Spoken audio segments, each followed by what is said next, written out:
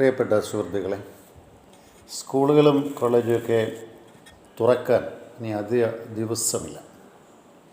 ഇന്ന് തീയതി 16, 31 വരെ ഉണ്ട്. അപ്പം 16, 4, 20, 11, അപ്പോൾ അവിടെ 15 ദിവസം, പിന്നെ 3 ദിവസം. മൂന്നാമത്തെ ദിവസം തുറക്കും. ജൂൺ 3-ന് സ്കൂള് തുറക്കും. ജൂൺ 4-ന് ചിലപ്പോൾ നിങ്ങൾക്ക് അവധിയായിരിക്കും. റിസൾട്ട് അറിയുന്നതുകൊണ്ട്, പാർലമെൻറ്റിൻ്റെ റിസൾട്ട് അറിയുന്നതുകൊണ്ട് 4 അവധിയായിരിക്കും. രണ്ടൊരു പ്രത്യേക കാര്യം പറയാനാണ് ഈ തരുണത്തിൽ വന്നത്. നമ്മുടെ സ്കൂളിൽ പഠിക്കുന്ന വിദ്യാർത്ഥിനികളുണ്ട്, അധ്യാപികമാരുണ്ട്. ഒരു സ്കൂൾ തുറക്കുന്ന ദിവസം തീർച്ചയായും നിങ്ങൾക്ക് അസംബ്ലി കാണും, അല്ലെങ്കിൽ ജനറൽ പൊതുവേദിയിൽ വന്ന് എന്തെങ്കിലുമൊക്കെ സംസാരിക്കേണ്ട സാഹചര്യം അവിടുത്തെ പ്രധാന അധ്യാപകനും അധ്യാപികയ്ക്കും ചിലപ്പോൾ ചില കുഞ്ഞുങ്ങൾക്കും കാണും, ആശംസ പറയാനൊക്കെ ആയിട്ട്. അപ്പോൾ അതിനൊരു സഹായമാകുന്ന 1-2 കാര്യങ്ങൾ പറയാനാണ് ഞാൻ ഇന്ന് ഇപ്പോൾ ഈ വീഡിയോ ചെയ്യുന്നത്. ആദ്യം തന്നെ ഒരു പ്ലസൻറ്റ് മൈൻഡോടെ കുട്ടികളെ ആണെങ്കിലും അധ്യാപകരെയാണെങ്കിലും ഒരു ചിരിക്കുന്ന മുഖത്തോടെ അവരെ അഭിമുഖീകരിക്കാം. കാരണം തുടക്കത്തിൽ എല്ലാവരും പറയുന്നൊരു വാക്കായിരിക്കും വിദ്യാധനം സർവധനാൽ പ്രധാനം. വിദ്യ ഒരു ആത്മീയ അനുഭവം തന്നെയാണ്. ആത്മീയത എന്ന് പറഞ്ഞാൽ ദൈവത്തിൽ വിശ്വസിക്കുക എന്നല്ല. വിദ്യ കരുണയാണ്. കരുണ ബുദ്ധൻ്റെ ആശയമാണ്. വിദ്യ സ്നേഹമാണ്. സ്നേഹം യേശുക്രിസ്തുവിൻ്റെ ആശയമാണ്. വിദ്യ ഒരു സാഹോദര്യമാണ്. അത് മുഹമ്മദ് നബിയുടെ ആശയം. അപ്പം വിദ്യ ഒരു യുദ്ധമാണെന്ന് പറഞ്ഞാൽ ഞാൻ മഹാഭാരതത്തിലേക്ക് പോകും, അല്ലെങ്കിൽ ഞാൻ രാമായണത്തിലേക്ക് പോകാം. മഹാഭാരതമാണ് കുറച്ചുകൂടെ ആപ്റ്റ്. വിദ്യ ഒരു യുദ്ധം എന്ന് പറഞ്ഞാൽ നമുക്ക് കിട്ടാത്ത ആശയങ്ങളെ നമ്മൾ ലഭിക്കാൻ വേണ്ടി ചെയ്യുന്ന പ്രക്രിയയാണ് ഈ യുദ്ധം. ഞാൻ 1-2 കാര്യങ്ങൾ പറയാം. അതായത് പുസ്തകമാണ് അധ്യാപകനെ പ്രസവിക്കുന്നത്. അധ്യാപകൻ പുസ്തകത്തെ പ്രസവിക്കുന്നില്ല എന്നല്ല, പുസ്തകമാണ് അധ്യാപകനെ പ്രസവിക്കുന്നത്. പുസ്തകമാണ് നല്ല രൂപം കൊടുക്കുന്നത്. ജ്ഞാനം കൊണ്ട് മാത്രം ഒരു വിദ്യാർത്ഥിനിയാവൂല. അവർക്ക് പ്രത്യേകമായ സ്കിൽ വേണം.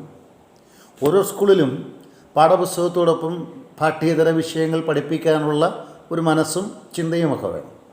അവിടെയാണ് കുഞ്ഞുങ്ങളുടെ ബുദ്ധിയുടെ ക്ഷേത്ര സിദ്ധാന്തത്തിലൂടെ നമുക്ക് പോകാൻ സാധിക്കുന്നത്. അവാർഡ്കാരൻ്റെ ആശയമുള്ളത് ബുദ്ധിയുടെ ക്ഷേത്ര സിദ്ധാന്തം എന്ന് പറഞ്ഞാൽ വൈവിധ്യങ്ങളാർന്ന കഴിവുകളുള്ള കുട്ടികളാണ് നിങ്ങളുടെ മുമ്പിൽ ഇരിക്കുന്നത്.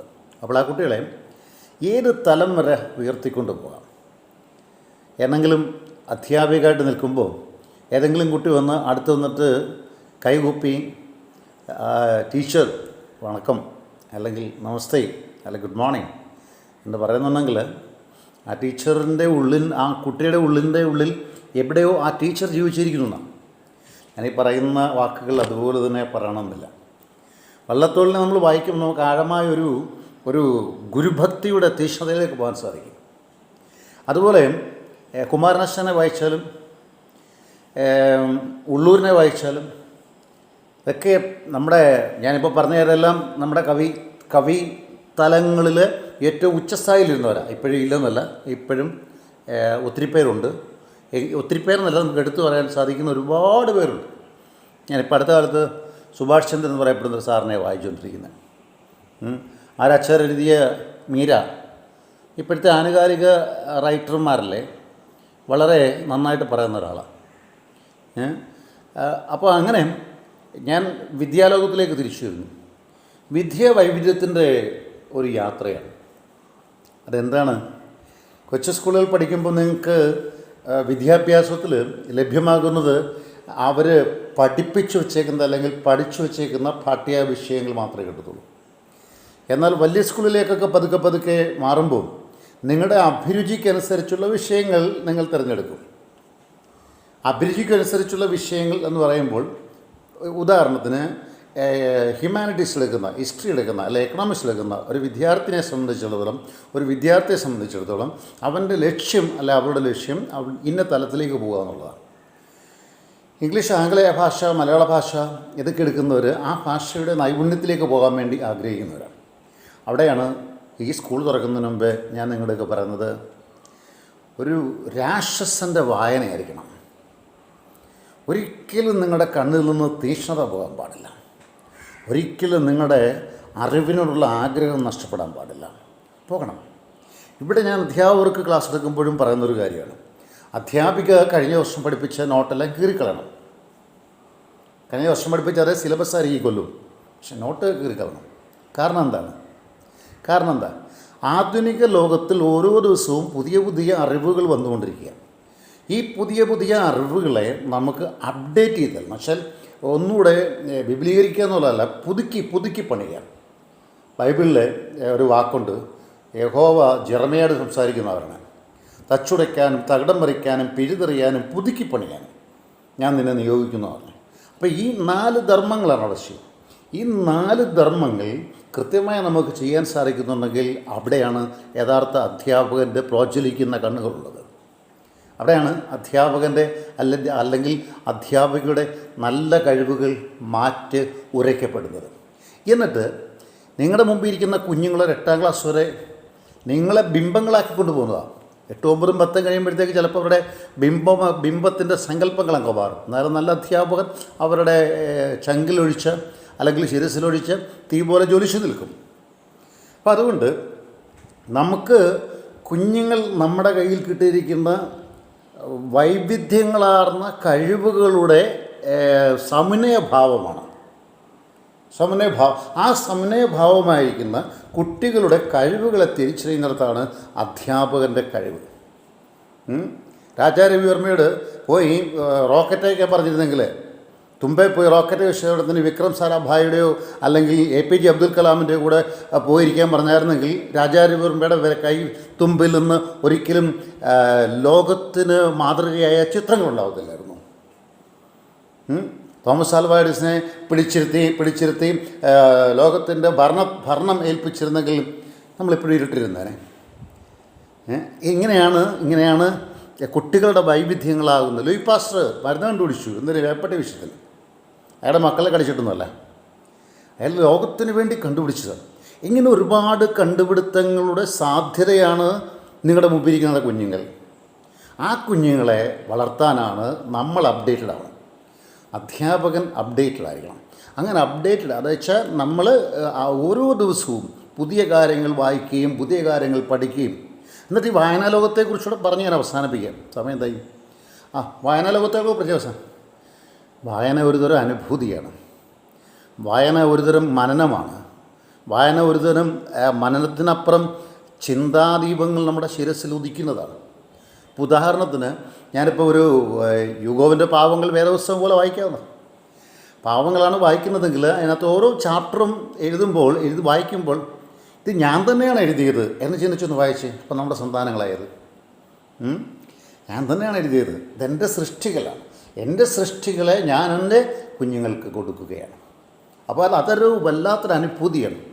ഇപ്പം എൻ്റെ കയ്യിലിരിക്കുന്ന കുറച്ച് പൈസ എൻ്റെ മക്കൾ കൂടുകയാണ്. കുറച്ച് പൈസ പോയിട്ട് ഒരു പൈസ എൻ്റെ ഇല്ലെന്നുള്ള വേറെ കാര്യം. ഇപ്പം അത് പോട്ടെ, ഇല്ലായ്മ പറഞ്ഞിട്ട് കാര്യമില്ല. ഇല്ലായ്മ പറഞ്ഞാൽ ആരും തരത്തുമില്ല.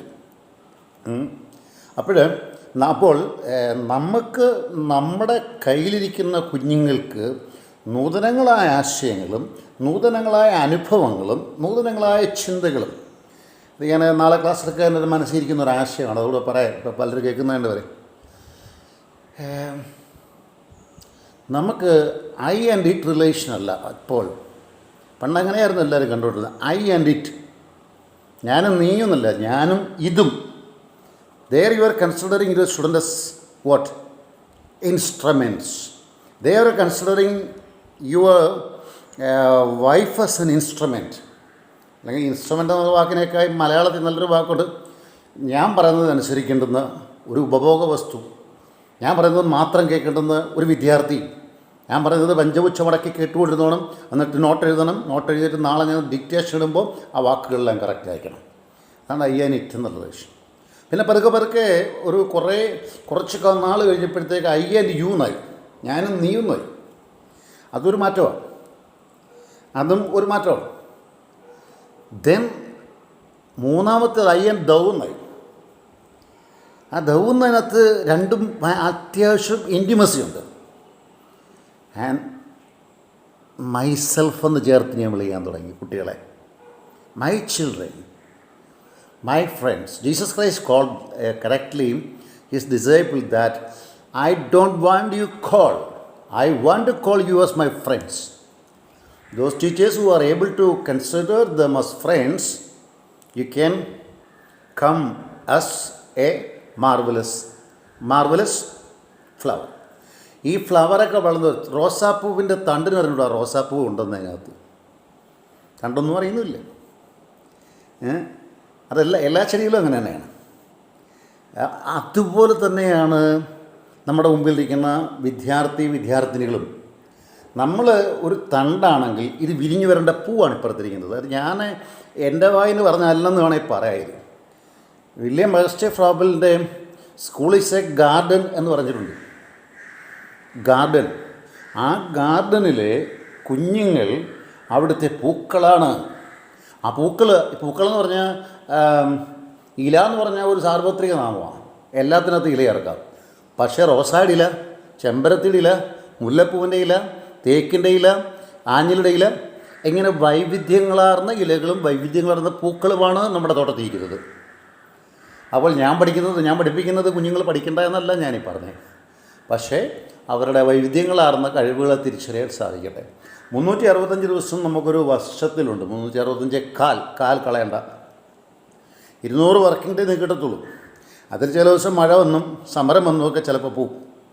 അവിടെ ഈ 365 ദിവസത്തിൽ 200 ദിവസം പഠിപ്പിക്കാൻ വരുമ്പോൾ അധ്യാപകൻ ഗവൺമെൻറ്റിലോ നോൺ ഗവൺമെൻറ്റിലോ എയ്ഡഡിലോ അൺഎയ്ഡഡിലോ ഒക്കെ ആകട്ടെ, അവിടെ 365 ദിവസവും പുതുമയുള്ള ആശയങ്ങളുമായിട്ട് നിങ്ങൾ ക്ലാസ്സിൽ കയറുകയാണ്. പുതുമയുള്ള അനുഭവങ്ങളുമായിട്ട് നിങ്ങൾ ക്ലാസ്സിൽ കയറുകയാണെങ്കിൽ ഓർത്തിരിക്കുക, നിങ്ങളെ കാത്തിരിക്കാൻ വേണ്ടി കുട്ടികൾ ആഗ്രഹിക്കും. നിങ്ങളെ കാത്തിരിക്കാൻ വേണ്ടി, നിങ്ങൾ എന്താണ് പറയുന്നത് എന്ന് കേൾക്കാൻ വേണ്ടി കുഞ്ഞുങ്ങൾ കാതോർക്കും. ടീച്ചർ കേൾക്കുന്നില്ല, ഒന്ന് ഉറക്കെ പറയോ എന്ന് പറയും കുട്ടികൾ. കാരണം അവർ കാണുന്നത് ആ ഒരു ടീച്ചറെ മാത്രമല്ല. ഇങ്ങനെ ചോദിക്കുന്ന കുട്ടികളുടെ ഉള്ളിൽ എവിടേക്കോ ഒരു ദീപം പോലെ, അണയാ ദീപം പോലെ നിങ്ങൾ നിൽപ്പുണ്ട്, അധ്യാപകർ നിൽപ്പുണ്ട്. അപ്പോൾ ഞാൻ മെയിൻലി ഫോക്കസ് ചെയ്യുന്ന അധ്യാപകരെന്താ ഇങ്ങനെ പറഞ്ഞു. വിദ്യാർത്ഥിനിയോട് ഞാൻ പറഞ്ഞ് അവസാനിപ്പിക്കാം. പ്രിയപ്പെട്ട വിദ്യാർത്ഥിനികളെ, എപ്പോഴെങ്കിലും ലെക്ചർ ടൈം കിട്ടുമെങ്കിൽ ഏതെങ്കിലും നമുക്ക് സമയം കിട്ടിച്ച് ഒറ്റ വഴിയേ പോകാവൂ. നിങ്ങളുടെ എച്ച്എമ്മിനോട് പ്രിൻസിപ്പലിനോട് ഒക്കെ പറഞ്ഞേക്കണം ലൈബ്രറി തുറന്നിട്ടേക്കാൻ, വായനശാല അല്ലെങ്കിൽ ഗ്രന്ഥശാല തുറന്നിട്ടേക്കാൻ. പണ്ടത്തെ നമ്മുടെ എല്ലാ റൈറ്റേഴ്സും, ഇപ്പോഴത്തെ നല്ല റൈറ്റർമാരുണ്ട്, ഇവരെല്ലാം വായനയുടെ ആളുകളാണ്. അധ്യാപകൻ തന്നത് ആ ഷർട്ടിൽ ഞാൻ എടുത്ത് കഴിക്കുന്ന ആൾ മാത്രമല്ല, ഞാൻ എൻ്റെ രീതിയിൽ പ്രിപ്പയർ ചെയ്യും. ഞാൻ എപ്പോഴും പിള്ളേരോട് പറയുമ്പോഴും പഠിപ്പിക്കേണ്ട ഒരു കാര്യമുണ്ട്. ബി.എഡുകാരോട് പ്രത്യേകിച്ച് എം.എഡുകാരോട് പ്രത്യേകിച്ച് പഠിപ്പിക്കുമ്പം നിങ്ങൾ അങ്ങനെ ചെയ്യുന്ന കുട്ടികളുണ്ട് കേട്ടോ, ഭയങ്കര എക്സ്ട്രാ മാർക്ക് സ്കോർ ചെയ്യും. ഇത് ഇങ്ങനൊരു വരയിട്ടിട്ട് ഇവിടെ ടീച്ചർ പറഞ്ഞ് നോട്ട് എഴുതണം, ഈ സൈഡിൽ മാത്രം. ഇവിടെ നിങ്ങളുടെ ഫൈൻഡിങ്സ്, സ്വന്തം ഫൈൻഡിങ്സ് ഇവിടെ എഴുതണം താഴോട്ട്. 1 by 1 യു ക്യാൻ. അപ്പം നിങ്ങൾ ഇപ്പം ലവ് എന്നൊരു വാക്ക് പറഞ്ഞു, ടീച്ചർ പറഞ്ഞു സ്നേഹമെന്നാണ്. സ്നേഹമാണ് ലവ് എന്നുള്ള വാക്കിൻ്റെ അർത്ഥം. അപ്പം നിങ്ങളത് ആലോചിക്കുകയാണ്, ഈ സ്നേഹം എന്ന വാക്കിന് പോരാട്ടെ എന്ത് എഴുതാം ഇവിടെ? Find out. ശബ്ദധാരാവലിൽ പോയി നോക്കണം ഞാൻ പറയില്ല, പക്ഷെ നിങ്ങൾ വായനാലോകത്ത് കിട്ടും. എല്ലാ ദിവസവും പത്രം വായിക്കുമ്പോൾ നിങ്ങളെ തേടി ഏതൊക്കെ അറിവിൻ്റെ ഭണ്ഡാര വിരിപ്പുണ്ട്. കഴിഞ്ഞ ദിവസം നീരജ് ചോപ്ര 3 വർഷത്തെ പ്രാക്ടീസിന് ശേഷമാണ് ജാവലിൻ ത്രോയിൽ ഇന്ത്യയിൽ വന്ന് ഫസ്റ്റ് വാങ്ങിക്കുന്നത്. Because of hard work. ഞാൻ ഇന്ന് നിങ്ങളെ ക്ലാസ്സിൽ, ഇംഗ്ലീഷ് ക്ലാസ്സിൽ യൂട്യൂബിൽ പറഞ്ഞ നമ്മുടെ ഫുട്ബോൾ ലോകത്തെ മാറ്റിമറിച്ചൊരു മനുഷ്യനുണ്ടായിരുന്നു, എംബാപ്പെ. ലയണൽ മെസ്സിയേക്കാൾ മുമ്പിൽ വന്നു, നെയ്മറൊക്കെ മുന്നിൽ വന്നു, നെയ്മറൊക്കെ കരകിരിക്കുമായിരുന്നു. അപ്പം എന്താണ് അവൻ്റെ ഹാർഡ് വർക്ക്. അപ്പം 365 ദിവസവും ഹാർഡ് വർക്കിന്. ഞാൻ പറഞ്ഞല്ലോ, എല്ലാ പേരൻസ് ചിലപ്പോൾ വഴക്ക് പറയും, പക്ഷേ നമ്മൾ പേരൻസ് വഴക്ക് പറയുന്നത് നോക്കിയിരിക്കേണ്ട കാര്യമൊന്നുമില്ല. B creative always. ഇത് 1-ാം ക്ലാസ് മുതലേ തുടങ്ങി പഠിക്കുന്ന കുട്ടിയുണ്ടല്ലോ, ടോപ്പിലെത്തുമ്പോഴത്തേക്ക് സ്ഥിരമായിട്ട് ബുക്ക് എഴുതുന്നതായി തീരും. വായിച്ചെഴുതുവാണെങ്കിൽ, പഠിച്ചെഴുതുവാണെങ്കിൽ. എൻ്റെ ഇപ്പുറത്തിരിക്കുന്നതല്ലേ എൻ്റെ ഫൈൻഡിങ്സ്. അപ്പോൾ ടീച്ചർ പറഞ്ഞ സ്നേഹമാണ് അഖിലസാര മൊഴിയെ, സ്നേഹിക്കയില്ല ഞാൻ നോവുമാത്മാവിനെ സ്നേഹിച്ചിടാത്തൊരു തത്വശാസ്ത്രത്തെയും, നിന്നെപ്പോലെ അതിൻ്റെ അയൽക്കാരനെ സ്നേഹിക്കുക. ടീച്ചറിൻ്റെയൊക്കെ സ്നേഹം തന്നെ പറഞ്ഞുള്ളൂ. ഞാനതിൽ നിന്ന് 3 വാക്ക് കണ്ടുപിടിച്ചു. എല്ലാത്തിനകത്തും ഞാൻ പിടിച്ചേർക്കുന്നത് സ്നേഹമാണ്. സ്നേഹമില്ലാത്തടത്ത് കുടുംബമില്ല, കുടുംബജീവിതമില്ല, മക്കളോടൊപ്പം ഒന്നുമില്ല. ഈ സ്നേഹമാണ്. അപ്പോൾ ഈ സ്നേഹം എന്ന വാക്ക് ചേർത്ത് നിങ്ങൾക്ക് എന്തെല്ലാം ഉണ്ടാക്കാൻ സാധിക്കും? ഈ നോട്ട് കാണുന്ന, ഈ പരീക്ഷയ്ക്ക് ഈ ഉത്തരം കാണുന്ന അധ്യാപകൻ നിങ്ങൾക്ക് 3 മാർക്കാണ് ആ ക്വസ്റ്റനെങ്കിൽ 3-ൽ 3 തന്നിരിക്കും, വെട്ടൂല. കാരണം എന്താ? ഞാൻ പഠിപ്പിച്ചതിനപ്പുറം വായിക്കുന്ന കുട്ടിയാണിത്, ഞാൻ പഠിപ്പിച്ചതിനപ്പുറം ചിന്തിക്കുന്ന കുട്ടിയാണിത് എന്ന ഒരു ചിന്ത, ഈ ഒരു ചിന്ത നിങ്ങളുടെ ശിരസിലുണ്ടെങ്കിൽ 365 ദിവസത്തേക്കും നിങ്ങൾ ഒരു പുസ്തകം, ഒരു ബുക്ക് എപ്പോഴും എക്സ്ട്രാ ബുക്ക് കരുതിയിരിക്കണം. Extra book. ഈ എക്സ്ട്രാ ബുക്കിനകത്തായിരിക്കണം നിങ്ങളുടെ ഫൈൻഡിങ്സ് കണ്ടുപിടിക്കേണ്ടത്, നിങ്ങളുടെ ഫൈൻഡിങ്സ് എഴുതി വെക്കണം. ഫോർ എക്സാമ്പിൾ, ഞാനിന്ന് നിങ്ങളെ ഒരു കാര്യം പഠിപ്പിക്കും. ഞാൻ ഇന്ന് ഇച്ചിരി ലേറ്റായിട്ട് കാര്യങ്ങൾ കാണാമോ? എന്നാൽ മനോരമ പത്രത്തിന് ഹിന്ദു പത്രം, ഓക്കെ, ഹിന്ദു പത്രം അല്ലേ ഉണ്ട്. സീ ദാറ്റ് ഈ ഹിന്ദു പത്രം ഇന്ന് വ്യാഴാഴ്ച നമ്മളിങ്ങനെ മറിച്ച് നോക്കുമ്പം ഇന്നലെ ചെക്കോസ്ലാവിയയുടെ prime minister PM Robert Fico, അദ്ദേഹത്തെ ഇന്നലെ ആരണ്ട് വെടിവെച്ചു. അദ്ദേഹം ക്രിട്ടിക്കലാണ്, അദ്ദേഹം ക്രിട്ടിക്കലാണ്. അപ്പോൾ ഈ റോബർട്ട് ഫിക്കോ എന്നുള്ളത് ജനറൽ നോളജിനകത്താണ്, സ്ലോവാക്യയുടെ പ്രസിഡൻ്റാണ്. അപ്പോൾ ഈ ഒരു ചോദ്യം ഒരുപക്ഷെ ഒരു കിസ് ക്വസ്റ്റ്യന് വന്നെന്നിരിക്കാം. അല്ലെങ്കിൽ നിങ്ങൾ 10 കഴിഞ്ഞോ 12 കഴിഞ്ഞോ BSCയോ BEdോ കഴിഞ്ഞിട്ട് നിങ്ങൾ ഇതുമായിട്ട് ചിലപ്പം പോകുമ്പോഴായിരിക്കും ഈ ഒരു PSCയുടെ ഒരു ക്വസ്റ്റ്യനകത്ത് കിടക്കുന്നത് ഇന്ന വർഷം ആരാണ്. പിന്നെ ഇപ്പം നീരജ് ചോപ്ര ജയിച്ചെന്ന് പറഞ്ഞില്ലേ, നീരജ് ചോപ്ര ജാവലിൻ ജയിച്ചു എന്നുള്ളത് നിങ്ങൾ ആരും എഴുതും, എനിക്ക് ഉറപ്പാണ്. എന്നാൽ നീരജ് ചോപ്ര എത്ര മീറ്ററാണ് എറിഞ്ഞത്? 82.27 മീറ്റർ ഈ ഹാഡ് ത്രോൺ. അപ്പം അത് നമ്മൾ എങ്ങനെയാണ് കണ്ടുപിടിക്കുക? അപ്പം നമ്മൾ എന്തൊക്കെ അപ്ലൈ ചെയ്യാൻ സാധിക്കും? Over 300 applicants get Indian citizenship. ഇതൊക്കെ എന്തായിരിക്കും, അതിൻ്റെയൊക്കെ ഇപ്പം നമ്മുടെ സിറ്റിസൺഷിപ്പിനെ കുറിച്ചുള്ള കാര്യം നടക്കുക. അപ്പോൾ എന്നാണ് സിറ്റിസൺഷിപ്പ് കൊടുത്ത ആദ്യമായിട്ട് പ്രധാനമന്ത്രി അമിത്ഷാ, അതിൻ്റെ കൂടുതൽ അഡ്മിനിസ്ട്രേറ്റേഴ്സ്? അത് ഇന്നലെയായിരുന്നു. ആ ദിവസം മറക്കാതിരിക്കുക. അപ്പം ഇങ്ങനെയാണ് നിങ്ങൾ നിങ്ങളുടെ അറിവിൻ്റെ ശേഖരങ്ങൾ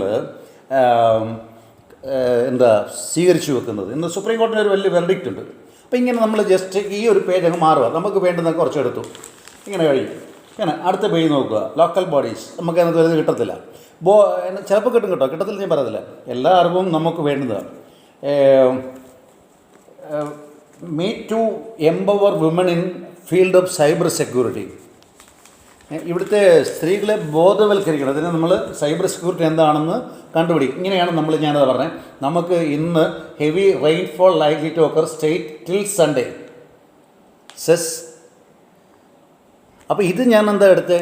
കാരണം ഇത് തന്നെയാണ് ബാധിക്കുന്നത് ഇന്ന് രാത്രി അല്ല ഇന്ന് പകൽ. എനിക്ക് ഒരു പ്രോഗ്രാമിന് പോകണമെന്നുണ്ടെങ്കിൽ up to Sunday I have to be careful. ഇതന്നെയാണ് ബാധിക്കുന്നത്. അപ്പോൾ ഇങ്ങനെയാണ് നിങ്ങൾ കാര്യങ്ങൾ കണ്ടുപിടിക്കേണ്ടത്. ഇതിനകത്ത് ഇനിയും ഒരു കാര്യം പറഞ്ഞേക്കാം. എല്ലാ പത്രത്തിനകത്തും ദാണ്ട് ഈ ഒരു കോളമുണ്ട്. This is called editorial. Hindu is here, Manorama is here, മാതൃഭൂമിയുടെ എഡിറ്റോറിയലുണ്ട്.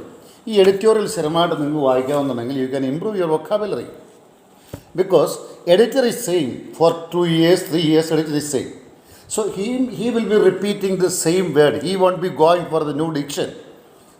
അയാൾ അവിടെ നിന്നായിരിക്കും വാക്കുകൾ എടുക്കുന്നത്. ഇത് നമ്മൾ കണ്ടിന്യൂസ് ആയിട്ടൊന്ന് വായിച്ചേ, അറിയാൻ വയ്യാത്ത വാക്കിൻ്റെ അടിയിൽ നിന്ന് വരയിട്ടേ, എന്നിട്ട് ഇപ്പോൾ ഗോ ടു ദ ഡിക്ഷണറി. ആ വാക്കിൽ വെച്ചൊരു സെൻറ്റൻസ് ഉണ്ടായിരിക്കുകയും deliver judgment on the petition of challenging. അപ്പം ഇതെന്താണ് ഡെലിവർ എന്നുള്ള വാക്കിൻ്റെ അർത്ഥം? കോർട്ട് ഡെലിവർ ചെയ്തു, അമ്മ ഡെലിവറി ചെയ്തു. I have delivered A speech. Delivery എന്നുള്ള വാക്ക് വെച്ച് എത്ര തലത്തിലേക്ക് ഇങ്ങനെയാണ് നിങ്ങൾ പഠിക്കേണ്ടത്. Social medias impact on Indian politics. ഇപ്പോൾ ഇങ്ങോട്ടങ്ങ് പോയിട്ട്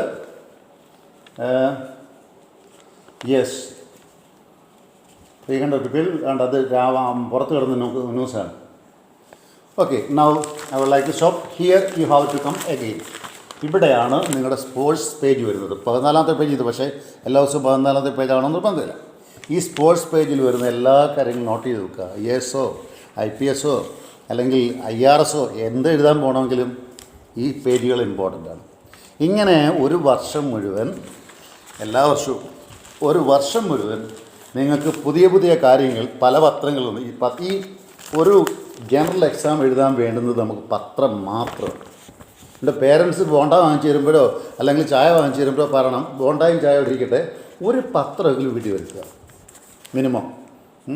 പ്രത്യേകിച്ച് അധ്യാപക വിദ്യാർത്ഥികൾ പത്രം വരുത്താത്ത വീടൊന്നും കാണരുത്, അല്ലെങ്കിൽ കറണ്ട് അഫയേഴ്സുമായിട്ട് യാതൊരു ബന്ധവും കാണത്തില്ല. അപ്പോൾ തൽക്കാലത്തേക്ക് ഞാൻ നിർത്തുന്നു. ജോൺസൺ കരൂർ. പഠിക്കുക, വളരുക, പഠിപ്പിക്കുക, വളർത്തുക.